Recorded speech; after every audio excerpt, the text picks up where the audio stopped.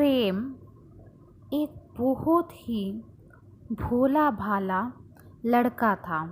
उसके घर में उसके माता पिता, दो बड़े भाई और एक छोटी बहन थी।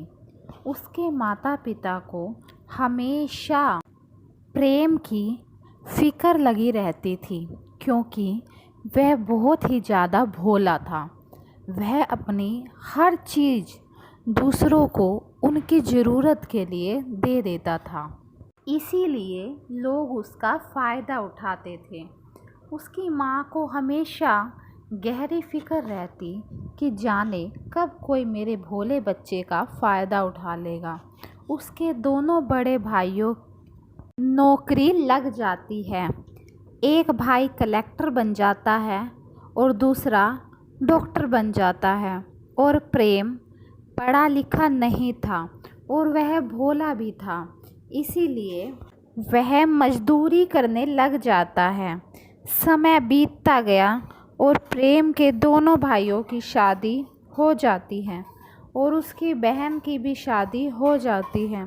उसके माता पिता भी बुजुर्ग होने लगते हैं, इसलिए वह उसकी शादी गांव की ही किसी गरीब लड़की से करवा देते हैं।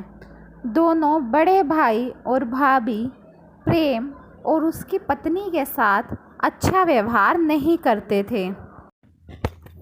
वह उसकी पत्नी रीमा से सारा दिन काम करवाते थे। वह उन दोनों से नौकरों की तरह व्यवहार करते थे।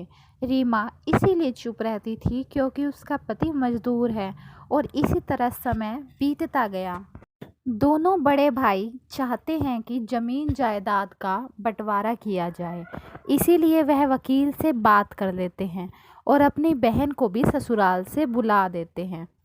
बंटवारे के दिन वह प्रेम को कहते हैं कि आज तुम काम पर मत जाना, आज बंटवारा करना है। प्रेम कहता है कि जो भी करना है कर लेना, मैं आकर अंगूठा लगा दूंगा। उसकी यह बात सुनकर उसकी बहन उसे डांटती है कि बंटवारे के समय तुम्हारा होना ज़रूरी है, वरना हमें तकलीफ़ होगी। तभी वहाँ वकील आ जाता है और कहते हैं कि आप सबकी 20 बीघा ज़मीन है और एक मकान है, अब बताइए किसके नाम क्या करना है। तो प्रेम बोलता है कि 10 बीघा ज़मीन मेरे बड़े भाई के नाम कर दो और 10 बीघा ज़मीन मेरे दूसरे वाले भाई के नाम कर दीजिए और यह मकान मेरी बहन के नाम कर दीजिए। तो उसके भाई कहते हैं कि और तुम्हारे नाम? तो वह कहता है कि मेरे नाम बस मेरे माता पिता कर दीजिए, मुझे और कुछ नहीं चाहिए। वकील ऐसा कर देता है और प्रेम अपने बड़े से मकान को छोड़कर गांव के पुश्तैनी मकान में अपने माता पिता और पत्नी को लेकर चला जाता है। प्यार से रहने लग जाता है। उसकी पत्नी भी उसके माता पिता की बहुत सेवा करती है और समय बीतता जाता है। प्रेम और उसके भाइयों के बच्चे हो जाते हैं। उसकी भाभियाँ घमंड करती हैं कि उनके बच्चे विदेश में पढ़ने गए और प्रेम का बच्चा सरकारी स्कूल में पढ़ता है। वह उनका हमेशा मजाक उड़ाती हैं। दोनों भाइयों के बेटों की विदेश में नौकरी लग जाती है और प्रेम का बेटा गांव में शिक्षक बन जाता है। एक दिन भाभियाँ रीमा का मजाक उड़ाते हुए कहती हैं कि हमारे बेटे विदेश में ही पढ़ाई की और वहीं नौकरी करते हैं और प्रेम का बेटा गांव में पढ़ा वहीं नौकरी करता है।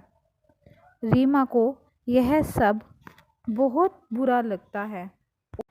उन्हें कहती है कि दीदी, हम यह पता करते हैं कि कौन अपने माता पिता से ज़्यादा प्यार करता है, आपका विदेश में नौकरी करने वाला बेटा या मेरा गांव में नौकरी करने वाला बेटा। तो उसकी भाभियाँ कहती हैं ठीक है। तब उसकी बड़ी वाली भाभी अपने बेटे को फ़ोन लगाती है और कहती है कि बेटा, मेरी तबीयत बहुत ज़्यादा ख़राब है, जल्दी से जल्दी घर आ जाओ। तो उसका बेटा कहता है कि माँ, मैं पैसे भिजवा दूँगा, पर मैं अभी 2 साल तक घर नहीं आ सकता। तो उसकी दूसरी भाभी अपने बेटे को फ़ोन लगाकर कहती है कि बेटा, मेरी तबीयत बहुत ज़्यादा ख़राब है और तुम्हारे पिताजी की भी तबीयत ख़राब है, तुम फ़ौरन घर आ जाओ। तो उसका बेटा कहता है कि आपकी आवाज़ नहीं आ रही।